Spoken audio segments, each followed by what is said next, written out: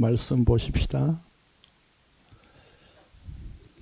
마태복음 17장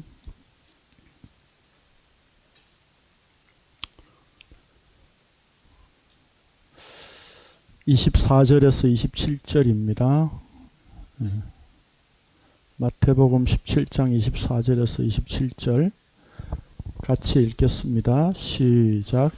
가버나움에 이르니 반세계를 받는 자들이 베드로에게 나와 이르되 너의 선생은 반세계를 내지 아니하느냐. 이르되 내신다 하고 집에 들어가니 예수께서 먼저 이르시되 시몬아 내 생각은 어떠하냐. 세상 임금들이 누구에게 관세와 국세를 받느냐. 자기 아들에게냐 타인에게냐. 베드로가 이르되 타인에게니이다. 예수께서 이르시되 그렇다면 아들들은 세를 면하리라. 그러나 우리가 그들이 실족하지 않게 하기 위하여 내가 바다에 가서 낚시를 던져 먼저 우리는 고기를 가져 입을 열면 돈 한 세겔을 얻을 것이니 가져다가 나와 너를 위하여 주라 하시니라.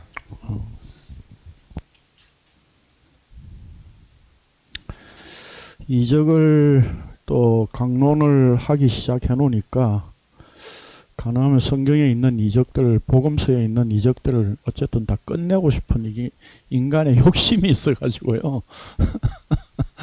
그래서 어쨌든 올해 안에 좀 끝내려고 생각을 하다 보니까 그런데 하여튼 뭐 요한계시록 하기 전에 좀 몇 주 이적을 나누고 제가 얼마나 정신이 없는지 지금 실시간 방송으로 보시는 분들을 위해서 미리 교환을 좀 보내드렸어야 되는데 깜빡 잊고 있었어요. 그것도. 그래가지고 좀 전에 제가 보내드렸습니다. 좀 참고하십시오. 늦게 보내드려 죄송합니다. 오늘 말씀을 여러분 설교를 좀 많이 들어보셨습니까? 이 본문에 대해서?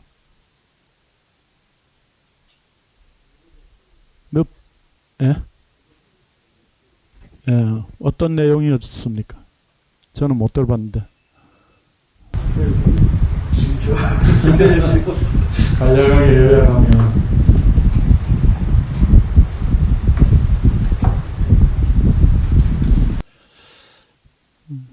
뭐 쉽지 않겠죠. 사실 이 본문에 대한 그 설교들이 뭐라 그럴까요?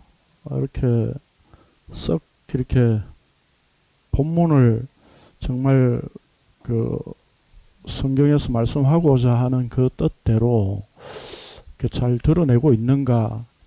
저 자신도 늘 이렇게 뭐라 그럴까요? 안개에 좀 이렇게 갇혀 있는 듯한 그런 느낌이 있었습니다. 그런데 그 예전에 박덕진 집사님께서 이 문제에 대해서 한번 질문을 한번 하셨어요. 그래서 제가 좀 심도 있게 본문을 좀 고민하고 또 답변을 드리긴 했지만 그 이후로 또 이제 더 고민하고 성경을 보면서 오늘 이 이적에 대해서 좀 강론을 할 수 있을 정도로 좀 이 본문이 의미하는 바가 뭐다라고 하는 것을 좀 이제 좀 조금 말할 수 있을 정도로 느낌이 온 것 같아요. 그래서 오늘 말씀을 통해서 같이 주의 뜻을 확인할 수 있는 시간 되었으면 좋겠습니다. 제목은 나와 너를 위하여 주라 그렇습니다. 사실 이 본문을 가지고 많은 설교들이 있지만 대부분 다 뭐 생명의 속전 뭐 그런 정도의 설명, 물론 그게 틀렸다는 말은 아닙니다. 그 틀렸다는 말은 아니고 본문이 생명의 속전을 이야기를 하고 있는데 왜 굳이 물고기 입에서 한 세계를 가지고 그걸 베드로에게 주어서 예수님이 그걸로 성전세를 내게 하셨을까라고 하는 거죠. 예수님의 제자들 12 중에 재정을 맡고 있는 사람이 있었지요. 누구였습니까? 유다지요. 유다가 가룟 유다가 맡고 있었는데 그 사실 뭐 이렇게 뭐라 그럴까요? 개인적으로 헌금이나 뭐 이렇게 한 사람들이 있었던 것 같아요. 그러면 돈괴를 가룟 유다가 가지고 있으면 거기서 그냥 한 세겔로 줄 수도 있잖아요. 그렇죠? 근데 왜 굳이 예? 물고기 입에서 한 세겔을 취해서 성전세를 내게 하셨느냐라고 하는 거죠. 어떻게 보면 그게 상당히 뭐 예수님의 이적이라고 하니까 쉽다고 생각할 수 있겠지만 물고기가 한 세겔을 어디서 물어와야 되고 그렇잖아요. 그게 또 베드로의 낚시에 걸려야 되고 이런 왜 복잡한 과정을 거치시느냐라고 하는 거죠. 예. 그런 점에서 오늘 이 본문이 나타내고자 하는 바를 우리가 좀 살펴볼 필요성이 있는 것 같습니다.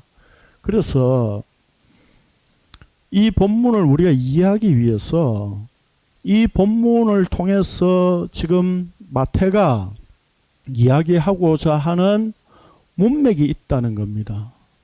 다른 복음서에는 이 이적이 기록되어 있지 않습니다. 예. 마태복음에만 나와요. 그렇기 때문에 다른 복음서를 참고해서 우리가 어떤 본문을 이해하는 것이 쉽지만 마태복음에만 기록된 이적이기 때문에 마태복음 속에서만 우리가 이해를 해야 되거든요. 그러면 이 마태복음 속에서 먼저 우리가 본문을 이해하기 위해서는 성경이 마태가 어떤 문맥 속에 기록하고 있는가 하는 것을 살피는 것이 먼저 필요한 일이죠. 그렇죠. 그래서 마태복음 17장은 먼저 예수님께서 소위 말하는 변화산이라고 그러죠. 산에 올라가셔서 변모되신 영광의 상태를 새 제자들에게 보여주신 내용이 기록되어져 있습니다. 그리고 산 아래 내려오니까 귀신 들린 아이를 제자들이 고치지 못해가지고 쩔쩔매고 있었죠. 그렇죠. 그래서 예수님께서 고쳐주셨습니다. 그렇게 고쳐주시면서 예수님께서 하신 말씀이 뭐였죠? 믿음이 없는 세대여 너희가 패역한 세대로다 라고 했습니다. 그리고 뜬금없이 20절에 보면 예수님께서 이렇게 말씀하시죠. 너희 믿음이 작은 까닭이라 진실로 너희에게 이르노니 만일 너희에게 믿음이 겨자씨 한 알만큼만 있어도 이 산을 명하여 여기서 저기로 옮겨지라 하면 옮겨질 것이요 또 너희가 못할 것이 없으리라. 제자들이 왜 우리는 못 고쳤습니까? 라고 하니까 예수님께서 이 말씀을 하신 거예요. 그러면 우리는 이 본문을 대부분 다 이제 목사들이 설교할 때에 이 본문을 문자 그대로 적용을 시키죠. 뭐라고 이야기합니까? 믿음이 있으면 한다고. 믿음을 가져야 됩니다. 그러잖아요. 근데 믿음을 내가 스스로 가질 수 있습니까? 믿음을 우리 스스로 가질 수 없는 겁니다. 믿음은 주의 것입니다. 예수 그리스도의 것입니다. 그렇다면 여기서 말씀하고 있는 믿음이 작다라고 하는 의미는 뭡니까? 너희가 믿음이 없다는 뜻이잖아요. 그렇죠? 그리고 겨자씨 한 알만큼만 있어도 그랬잖아요. 그러면 결국 겨자씨 한 알만큼만 있는 믿음을 예수님께서 만들어서 보여주시고 너희들에게 주시겠다. 그런 뜻이라는 거죠. 우리가 할 수 없는 것이기 때문에. 그러면 여기서 산을 옮긴다는 의미는 뭐예요? 믿음으로 기도하면 막 불도저가 와서 산을 밀어가지고 막 바다에 빠뜨리고 하니까 기도가 응답되고 막 그 믿음이 제대로 된 믿음입니까? 그런 얘기를 하고 있는 게 아니잖아요. 그렇죠? 이 산이라고 하는 것은 이 앞에 우리가 이적할 때도 다 말씀드렸지만 간단하게 말씀드리면 하나님의 권세를 상징하는 산은 시온산으로 성경은 표현하고 있습니다. 그렇지 않고 대부분의 산은 인간의 권세, 힘을 상징하는 것으로서 산을 표현하고 있습니다. 그런 점에서 이 산을 옮긴다는 의미는 바로 이 유대인들이 산 아래에 패역한 그 믿음의 세대, 그 상태가 뭐라고요?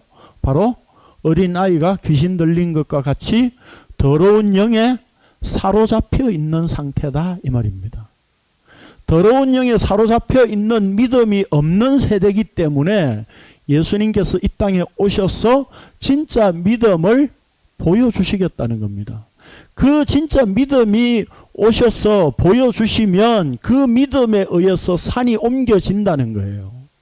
무슨 얘기냐면 이 유대인들이 자기들 스스로 율법을 지켜서 영생을 얻으려고 하는 그것을 힘과 권세로 여기고 있는 그것을 세상 바다로 옮겨서 이방인들에게까지 복음을 드러내시겠다는 뜻입니다.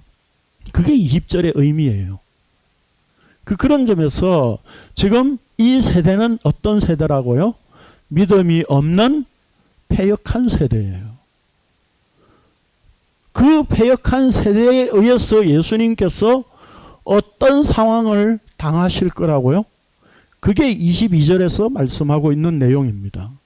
인자가 장차 사람들의 손에 넘겨져 죽임을 당하고 제3일에 살아나야 하리라. 다시 말해서 십자가 죽음과 부활을 이루시겠다는 겁니다. 그것으로만이 바로 믿음이 진짜 믿음이 드러난다는 뜻이에요. 예수님께서 16장 21절에 보면 베드로가 주는 그리스도시요 살아계신 하나님의 아들입니다 라고 고백했지만 예수님께서 십자가 지실 것을 16장 21절에 말씀하시니까 베드로는 만류했지요. 예수님 아니 됩니다. 무슨 소리입니까? 왜 죽어야 합니까? 우리에게 지금 로마의 압제에서 우리를 해방시켜 줄 메시아로 우리가 지금 따라다니고 있는데 왜 십자가 죽긴 왜 죽습니까? 그런 이야기를 한 거죠. 그래서 예수님께서 사탄이라고 그랬죠. 자, 그래서 예수님께서 비유나 이적을 표적을 통해서 수없이 자신의 십자가 죽음과 부활을 말씀하셨지만 직접적으로 다시 말해서 정형화된 문구로 자신의 십자가 죽음과 부활을 말씀하신 것이 마태복음 16장 21절이 처음이에요. 그리고 오늘 17장 22절이 두 번째예요. 총 3번의 예고를 십자가 죽음과 부활을 이렇게 정형화된 말로 예고를 하십니다.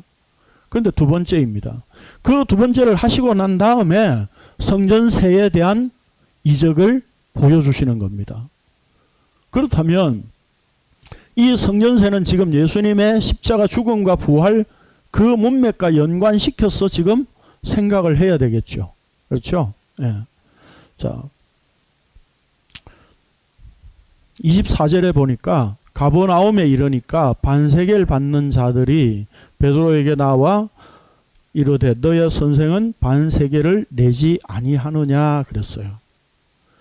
그러니까 지금 이 반세계를 받는 자들은 아마 성전세를 거두는 사람으로 보입니다.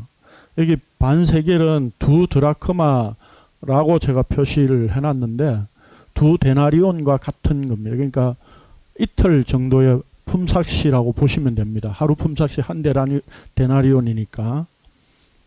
그러면 1년에 이 반세겔을 내는 것으로서 성전세를 내는 겁니다.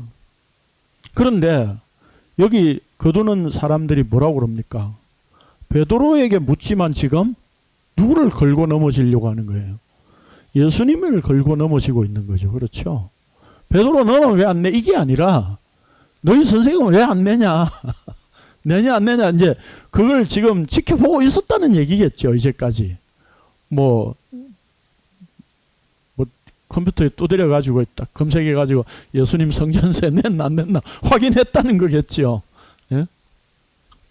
그러니까 지금 이들의 관심 목표는 어디에 있는 겁니까? 예수님이 지금 율법을 제대로 지키냐 안 지키냐, 그리고 성전 일에 협조하느냐 안 하느냐, 그런 문제로 지금 딱 노려보고 있었다는 겁니다. 그래서 베드로에게 이야기하니까 베드로는 뭐라 그럽니까? 내면 될 거 아니야. 낸다는 거죠. 그렇죠. 그럼 베드로의 생각은 어떤 겁니까? 베드로 역시 이 성전세를 거두는 사람들과 생각이 하나도 다를 바가 없다는 뜻입니다. 그러니까 자기도 당연히 내야 된다고 생각을 하니까 낸다고 답을 한 거죠. 그래서 예수님께 갔어요. 그러니까 예수님이 먼저 알아보시고, 먼저 아시고 말씀을 하십니다. 뭐라고 말씀하십니까? 왕이 자기 아들들에게 세금을 거두느냐, 다른 사람에게 거두느냐? 왕이 자기 아들에게 세금을 거둡니까? 아니, 우리 지금 민주적인 국가 이런 거 생각하시면 안 되고, 왕의 개념이에요. 왕이 주권을 가진 나라예요. 그럼 왕의 자녀들은 세금을 낼 필요가 없는 거예요. 그래서 예수님께서 그 비유를 말씀하시고 베드로의 답변을 유도하지요. 그래서 여기에 보면 참 재밌는 게, 교환에는 안 해놨는데 성경을 다시 읽다 보니까 예수님이 25절에 보면 시몬아 이렇게 이야기하죠. 시몬이라고 부른 의도가 뭘까요? 예전에 상태로 되돌린 거죠. 그러니까 시몬이라고 하는 것은 네가 지금 율법에 의해서 성전세를 반세기를 내야 된다고 생각하는 존재다 이 말입니다. 근데 그 다음 나중에 보면 베드로라고 나오지요. 그러니까 지금 여기에 예수님께서 지금 이 시몬 베드로를 통해서 지금 유대인들의 생각들을, 지금 율법에 매여 있는 그 생각들을 이렇게 폭로하고 있는 겁니다. 그러면 지금 여기 반세계를 내야 된다라고 하는 이 그 율법의 근거가 어디에 있는지 우리가 먼저 확인을 해봐야 되겠죠. 그게 교환 여러분 1페이지에 보면 있고요. 출애굽기 30장 11절에서 16절입니다. 같이 읽겠습니다. 시작. 여호와께서 모세에게 말씀하여 이르시되 내가 이스라엘 자손의 수요를 조사할 때에 조사받은 각 사람은 그들을 계수할 때에 자기의 생명의 속전을 여호와께 드릴지니 이는 그것을 계수할 때에 그들 중에 질병의 역가를 하심이라. 무릇 계수 중에 드는 자마다 성소의 세겔로 반세겔을 낼지니 한 세겔은 20게라라. 그 반세겔을 여호와께 드릴지며 계수 중에 드는 모든 자 곧 20살 이상 된 자가 여호와께 드리되 너희의 생명을 대속하기 위하여 여호와께 드릴 때 부자라고 반세겔에서 더 내지 말고 가난한 자라고 덜 내지 말지며 너는 이스라엘 자손에게 속전을 취하여 회막 봉사했으라.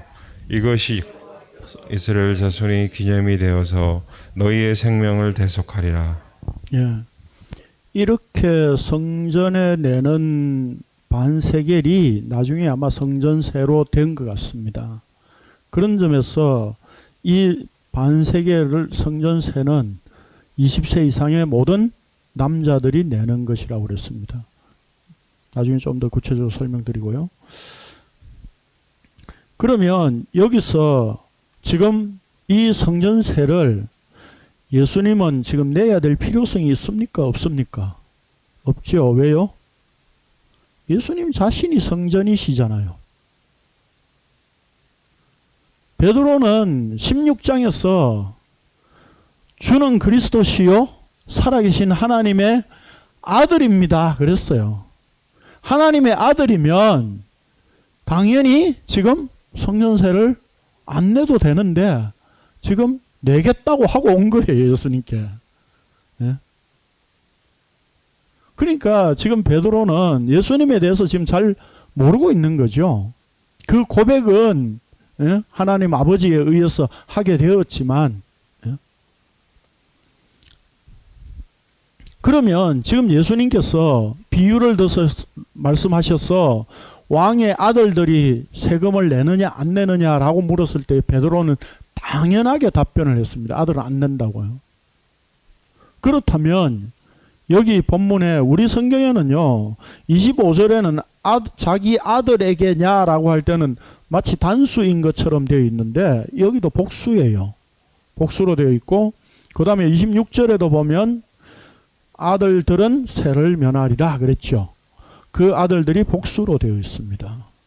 그러면 여기 복수로 쓴 이 아들들이라고 하는 의미가 뭘까요?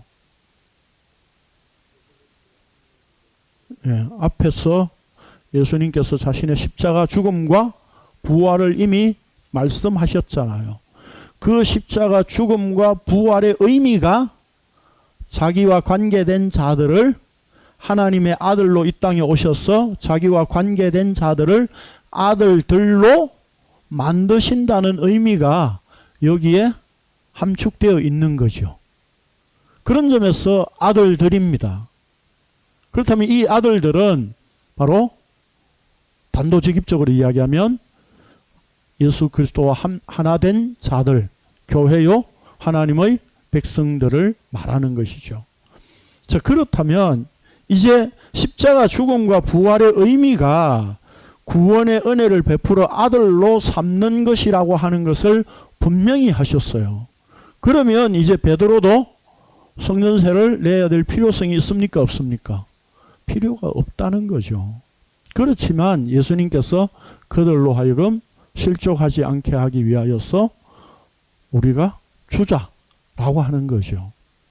그래서 그 방법이 바다에 가서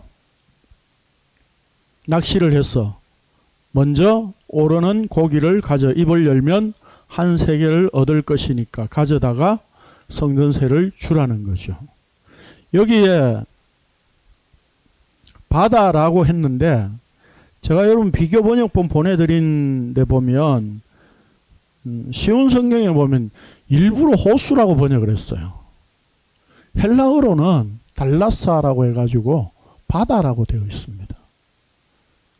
예수님께서 물 위를 걸으신 이적을 제가 설명드릴 때에 복음서의 기록자들이 갈릴리 호수를 대부분 다 일반적으로 호수라고 표현하고 있어요. 그러다가 바다의 의미를 이야기하고 그 의미로서 표적을 설명하고 싶을 때는 갈릴리 바다라고 표현하고 있어요.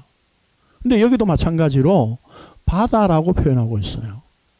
바다는 우리가 아는 바다는 어떤 겁니까? 윗물과 아랫물을 갈라서 그 아랫물을 묻을 드러내고 물을 한 곳에 모은 그 물을 바다라고 그랬습니다. 그 바다에 큰 짐승들이 있는 곳이죠. 그 짐승들로 가득 차 있는 그런 곳으로 표현하고 있는 거죠. 그렇다면 이 바다는 뭡니까? 바로 세상을 의미하는 거죠. 용과 결탁되어 있으면서 마귀와 결탁되어져서 그 마귀의 정신, 사고방식을 그대로 따르는 자들, 거기에 속한 자들이 여기에 포함되어 있는 겁니다. 그러면 자, 예수님께서 이 한 세계를 통해서 율법에서 말씀하신 의미를 지금 드러내고자 하시는 거예요. 마태복음 5장에 보면 본문에 지금 2페이지에 되어 있죠. 5장 17절 18절을 읽겠습니다. 시작. 내가 율법이나 선지자를 폐하러 온 줄로 생각하지 말라. 폐하러 온 것이 아니요 완전하게 하려 함이라. 진실로 너희에게 이르노니 천지가 없어지기 전에는 율법의 1.1획도 결코 없어지지 아니하고 다 이루리라. 여기 완전하게 한다라고 하는 플레로라고 하는 말은 충만하게 채운다는 뜻입니다. 그러니까 율법을 지금 유대인들은 잘못 이해하고 있죠. 어떻게 잘못 이해하고 있습니까? 그들 행위로 지켜야 된다고 생각을 했던 것이었죠. 그렇죠. 그랬을 때 예수님께서 이 땅에 오셔서 산상수훈을 말씀하시면서 율법의 본질을 드러내셨어요. 그 율법의 본질만 드러내신 것이 아니라 산상수훈을 끝내고 어떻게 하셨어요? 나병 환자를 고치시면서 내가 너희들을 이 율법에서 건져내어서 즉 죄인과 같은 그 나병의 상태에서 고쳐주시는 그것을 내가 십자가로 이룰 거야 라고 하는 것을 나병 환자를 고치심으로 십자가를 향해서 나가기 시작하셨다 이 말입니다. 그렇다면 율법을 완성하신다는 의미는 예수님께서 십자가의 죽음과 부활을 통해서 율법을 완성하신다는 그 온전한 의미를 충만히 채우신다는 뜻입니다. 자, 그렇다면 오늘 여기에 이제 출애굽기 30장에서 말씀하고 있는 반세겔의 이 성전세를 우리가 어떻게 봐야 되느냐라고 하는 거예요. 우리가 앞에 본문을 다시 보면 여기 13절에 보면 모든 계수 중에 드는 자마다 성소의 세겔로 반세겔을 낼지니 한 세겔은 20게라라 그 반세겔을 여호와께 드릴지며 그랬어요. 여러분 이게 문맥상 저는 지금 이해가 안 되는 게 반세겔을 낼지니 그럼 반세겔은 10게라라 이렇게 말해야 말이 맞잖아요. 그렇죠? 근데 반세겔을 낸다고 해놓고 한 세겔은 20게라라 이렇게 이야기를 하고 있다 이 말입니다. 그러면 율법이 지향하고 있는 바가 있다는 뜻입니다. 그게 뭐예요? 한 세겔이라는 거죠. 단순히 반세겔로만 알아듣고 반세겔을 낸다는 것은 율법의 메인 존재라는 겁니다. 근데 그 반세겔을 내라는 것을 한 세겔에 대한 의미로 알아들으면 그게 율법의 완성이라는 뜻입니다. 그런 점에서 예수님께서 물고기 입에서 한 세겔을 베드로로 하여금 주시는 거예요. 그래서 그 다음 말씀하시는 내용이 뭐예요? 나와 너를 위하여 주라. 그럼 나와 너를 위하여 주는 나와 너는 어떤 존재입니까? 이미 22절에서 말씀하신 것처럼 자신의 십자가 죽음과 부활을 통해서 나와 너는 이제 하나가 되는 거야. 그래서 한 세겔이야 이 말이에요 지금. 그러면 율법에서 지금 반세겔을 이야기하면서도 한 세겔은 20게라라 이야기를 해놓고 지금 반세겔이 한 세겔로 완성되어져야 된다는 의미를 담고 있다 이 말입니다. 그래서 예수님께서 물고기 입에서 한 세겔을 얻게 해서 그 한 세겔을 가지고 그 의미를 밝혀주는 게 결국 뭡니까? 나와 너를 위하여 주라는 겁니다. 나와 너는 이제 하나라는 겁니다. 그렇다면 왜 바다에서 물고기의 입에서 취하는 겁니까? 바다는 세상이라고 그랬죠. 그 세상 속에 있는 물고기가 입을 벌려서 한 세계를 토해내는 겁니다. 그러면 아까 제가 17장 이미 서두에 말씀드리면서 예수님이 변화산에서 내려오셨어. 귀신 들린 아이를 고치시면서 말씀하신 내용이 뭐라고 그랬습니까? 믿음이 없는 패역한 세대, 더러운 영에 사로잡힌 상태. 그게 믿음이 없는 패역한 상태예요. 그러면 결국 그 믿음이 없는 패역한 세대, 더러운 영에 사로잡힌 상태라고 하는 것은 믿음이 없는, 믿음이 뭔지를 모르는 상태라는 겁니다. 그런 점에서 예수님께서 십자가를 지신다는 것은 하나님의 말씀에 온전히 순종하여 그 믿음을 발휘하고 나타내신 것이죠. 순종으로. 그렇다면 결국 예수님만 믿음이라는 거고 그 믿음에 합류되는 것, 예수 그리스도와 하나 되는 것, 그게 바로 패역한 세대에서 벗어나서 믿음의 세계로 하나 되는 거다 이 말입니다. 그렇다면 이 세상이라고 하는 곳에, 즉 다시 말해서 윗물이신 그분이 아랫물로 이 땅에 오셨습니다. 그렇죠, 예수님께서. 그래서 죄인과 같이 되신다는 의미에서 요한에게 세례를 받으셨던 거죠. 다시 말해서 이 땅에 바다 속에, 물 속에 들어가셨던 겁니다, 그게. 그리고 지금 그 물 속에서 지금 물고기로 지금 한 세계를 토해내게 하시는 거예요. 그렇다면 여기에 이 물고기의 의미가 뭡니까? 물고기 자체가 뭐 예수님을 상징한다 이렇게 물론 볼 수도 있지만 성경이 뭐라고 이야기를 하는가 하면 여기에 낚시를 해서 어떻게 한다고요? 던져 어떻게 오르는 고기? 먼저 오르는 고기. 이 먼저 오르는 고기라고 하는 말이 바로 첫째라고 하는 말이에요. 헬라어로는 프로토스라고 하는 말이에요. 프로토스. 첫째, 최고, 뭐 그런 뜻입니다. 그러면 예수님께서 첫째가 되시고 장자가 되셔서 지금 한 세계를 토해 내심으로 그게 성전세에 대한 율법을 완성하시는 것으로 베드로와 하나 된 상태를 보여주시는 거죠. 그런 점에서 지금 이 첫째이신 예수 그리스도와 합류되고 하나 될 때만이 이게 성전세가 완성된다는 겁니다. 그러니까 결국에 한 세겔은 출애굽기 30장에서 생명의 속전이라고 그랬죠. 그 생명의 속전이 바로 예수 그리스도라는 겁니다. 그렇다면 자 20세 이상의 남자만 내는 거죠. 그럼 우리가 의문을 가지고 질문 하나 할 수 있죠. 뭡니까? 여자와 어린아이는 안 내도 됩니까? 남자에게 속해 있는 거죠. 어린아이는 성경에서 항상 수에 이렇게 치지 않는 존재지요. 그래서 유대인들 개념 속에서도 어린아이는 중성으로 표현하고 있어요. 그러니까 어떤 사람으로 이렇게 존재로 보지 않는다는 겁니다. 쉽게 말하면 물건으로 취급하는 그런 의미로도 될 수도 있다는 겁니다. 그런 점에서 어린아이와 여자는 동급이에요. 그런 점에서 예수님께서 지금 이 땅에 생명의 속전으로 오신다는 의미는 바로 남자들만 내는 것으로 여자는 그 남자의 생명의 속전에 의해서 그 생명에 여자는 포함되어 있고 함께 합류되는 거예요.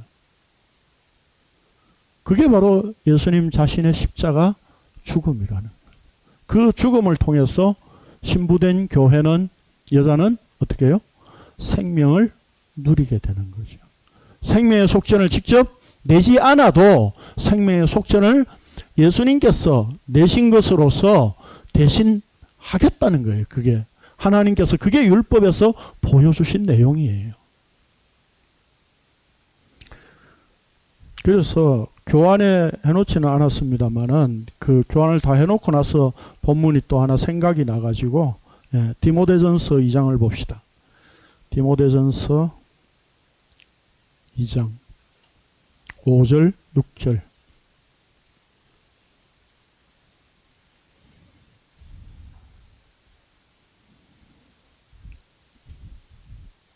디모데전서 2장 5절 6절 같이 읽겠습니다. 시작. 하나님은 한 분이시오 또 하나님과 사람 사이에 중보자도 한 분이시니 곧 사람이신 그리스도 예수라. 곧 그분 사람을 위하여 자기를 대속물로 주셨으니 귀하게 이르러 주신 증거니라. 여기에 중보자도 한 분이시다 그랬죠. 중보자의 의미는 뭐라고 말씀드렸죠? 기억나십니까? 사람들이 볼 때는 하나님이고 하나님이 볼 때는 완전한 사람이어야 되죠. 그가 중보자예요. 예수님께서 그런 분으로 이 땅에 오셨다는 것이고 6절에 보면 자기를 대속물로 주셨으니 그랬죠. 이게 직역을 하면 속전이에요. 우리 성경에 대속물로 이렇게 번역을 했는데 속전이에요. 그러니까 구약의 출애굽기 30장에서 말씀하고 있는 그 속전의 의미를 디모데전서 2장 6절에서 밝혀주고 있던 거예요.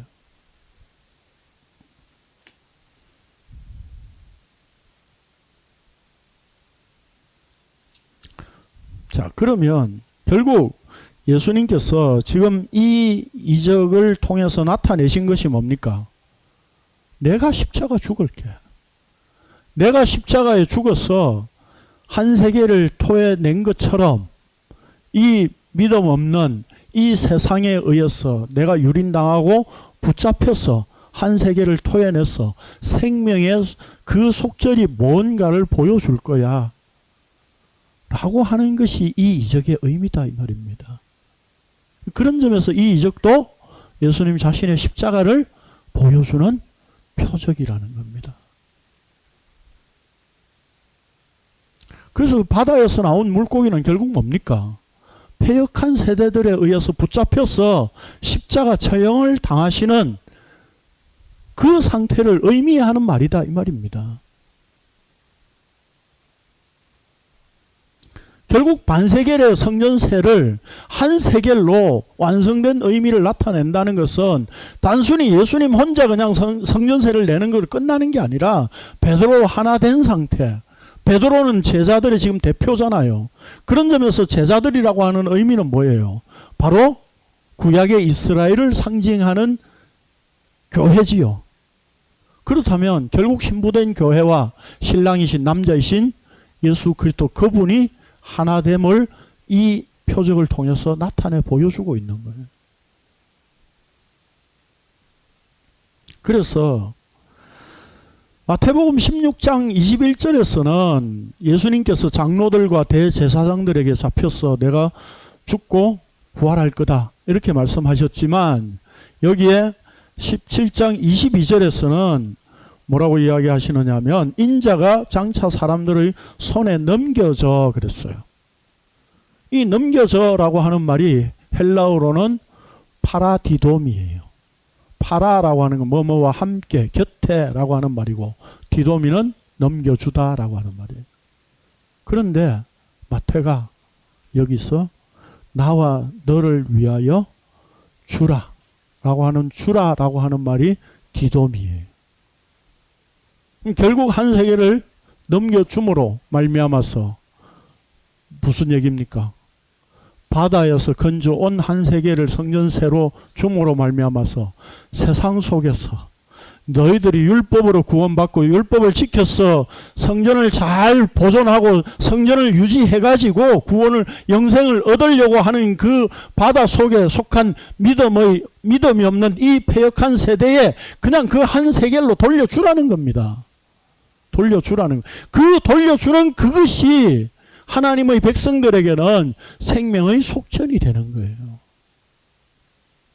그래서 여기 넘겨주다라고 하는 말을 성경에 보면 복음서에 보면 가룟 유다가 예수님을 넘겨주다라고 하는 말에 파라디돔이라고 계속 쓰고 있습니다.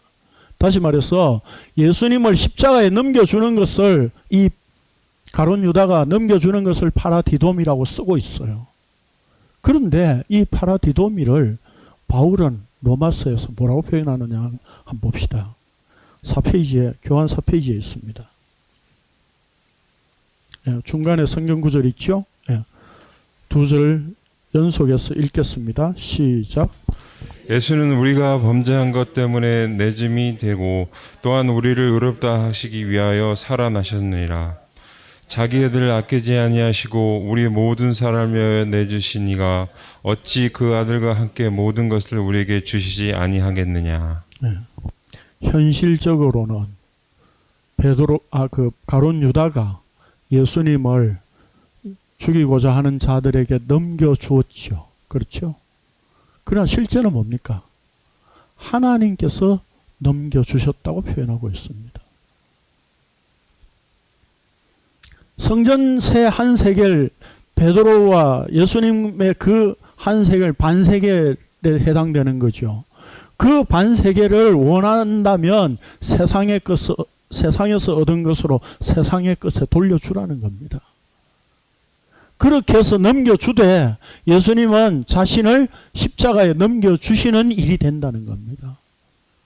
그런데 그게 가룟 유다가 예수님을 넘겨주어서 십자가에 죽이는 일이 현실적으로 이렇게 우리의 눈에 보이는 것은 그런 것으로 보이지만 이게 하나님의 일이고 이게 하나님께서 예수 그리스도를 십자가에 넘겨주신 표적이다 이 말입니다. 그래서 바로 이 나와 너를 위하여 주라라고 하는 이 말 속에는 바로 예수님 자신이 십자가에 넘겨져서 바로 너와 내가 하나가 되는 이 하나를 한 몸을 이룰 거야 라고 하는 의미로 말씀하고 있는 것이다 이 말입니다. 그러니까 왜 예수님께서 바다에서 물고기 가룟 유다에게서 그냥 재정에서 돈 빼가지고 얘 좀 성전세 좀 내게 해줘 이렇게 말씀하시지 않고 왜 물고기 입에 바다에서 잡은 물고기 입에서 그것도 먼저 오른 물고기 입에서 한 세계를 취해서 성전세를 내게 하셨느냐 이 말이에요. 이 믿음이 없는 패역한 세대에서 원하는 성전세 그건 율법으로 먹고 율법으로 망하라는 뜻입니다. 오늘 우리가 예수 그리스도를 생명으로 알지 못한다면 바로 이렇게 예수 그리스도와 너와 내가 하나 되는 이 하나됨을 우리는 알 수 없는 겁니다. 지금 한국 교회는 이렇게 우리가 율법을 지켜서 생명을 얻으려고 하고 있잖아요. 율법을 지켜서 하나님을 기쁘시게 하려고 하고 있다고 그 말입니다. 이게 뭡니까? 믿음이 없는 패역한 세대예요. 이 패역한 세대에서는 율법을 지켜서 잘 지키는 것이 믿음 좋은 것으로 착각하게 만드는 그런 세상입니다.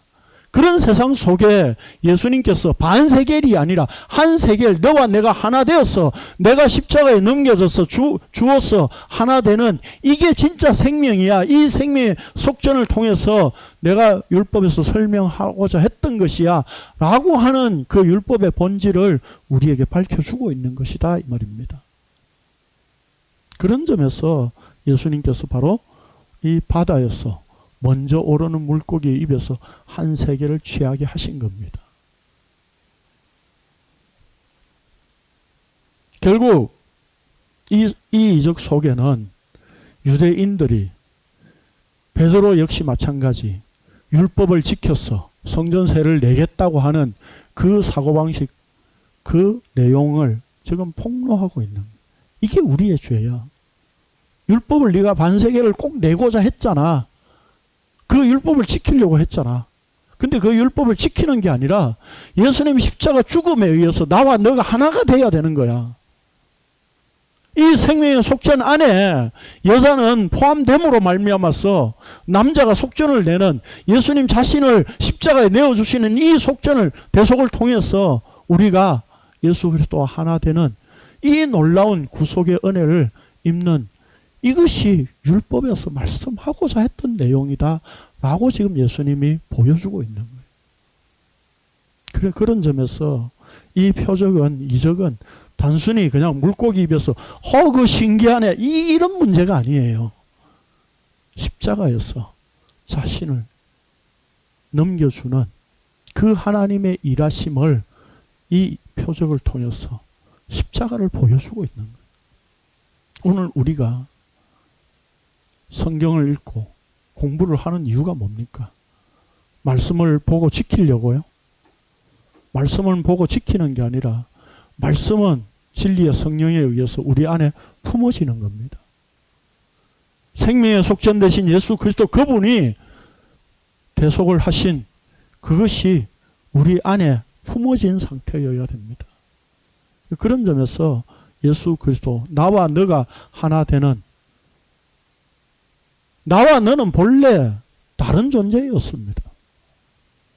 지금도 한국 교회는 예수 그리스도를 타인으로 세워놓고 늘 섬기려고 하고 있잖아요. 하나님을 섬기고 있어요. 하나님을 기쁘시게 하겠다고 하고 있잖아요. 자기 믿음을 나타내 보이려고 하고 있다고요. 그래서 하나님은 영원히 타자예요. 한국 교회 안에서는. 하나님은 타인이라니까요. 나와 하나 된 존재라니까요. 근데 성경이 말씀하고 있는 구원의 은혜라고 하는 것은 나와 너가 하나 되었다니까요. 이제 나와 너가 없는 하나의 상태예요. 그게 생명의 상태예요. 그런데 우리는 예수 그리스도를 자꾸 타인으로 두고 하나님을 타인으로 생각하고 상대방으로 옮겨놓고 예? 그 하나님을 그 앞에서 자꾸 섬기려고 하고 있는 거예요. 그래서 종교개혁의 모토 속에서도 뭐 소위 말하는 예? 코람데오 그런 말 있잖아요. 라틴어로. 그게 뭡니까? 하나님 앞에서. 저도 그 말 참 좋아했었어요. 부산의 고신대학의 교훈이에요. 그게. 학교 교훈이 코람데오예요. 하나님 앞에서. 그래서 예전에는 고신대학에 그 시험을 칠 때 교훈을 앞에 그냥 딱 걸어놓고 무감독 시험을 했다고 그래요. 하나님 앞에서 시험 보라는 거예요. 그런데 개판되는 거죠. 그래도. 이런 영업 비밀 이야기하면 안 되는데. 컨닝 많이 합니다. 예전에 그랬어요. 지금은 어떤지 모르겠습니다. 하나님 앞에서는 무슨 개뿔 하나님 앞이에요. 예? 우리가 하나님 앞에 있다는 것이 아니라 하나님은 십자가로 찾아오셨어. 생명으로. 내가 너와 이제 너는 나와 다른 존재가 아닌 나와 하나 된 존재야. 그렇게 생명을 나타내시고 계신다고요. 이 생명으로 하나 된 은혜. 이게 구원이에요. 그래서 뭐 교환을 여러분 가지고 계시니까 맨 마지막 문단만 같이 한번 읽고 끝내죠. 예. 그러나 시작. 그러나 성전이신 아니 성전보다 더 크신 분이 성전에 내어야 하는 반세겔 생명의 속전을 한 세겔로 완성하셨어. 나와 너가 하나 되는 생명을 이루셨다. 하늘에 속한 분이 친히 죄인이 되셨어. 세상에 그렇게 자신을 넘겨주신 것이 하나님의 언약이고 십자가이다. 예수님은 자신을 생명의 속전으로 넘겨주심으로 자기 백성과 하나 되는 몸을 이루신 것이 교회이다. 그렇다면 오늘 우리가 예수 그리스도의 몸된 교회라는 의미는 율법의 완성 안에 있다는 뜻이고 생명으로 하나 되어 십자가의 길을 가는 존재가 되었다는 의미입니다. 아멘이십니까? 우리 함께 십자가의 길을 감사와 기쁨으로 가도록 하십시다. 기도하겠습니다. 거룩하신 주님 감사를 드립니다.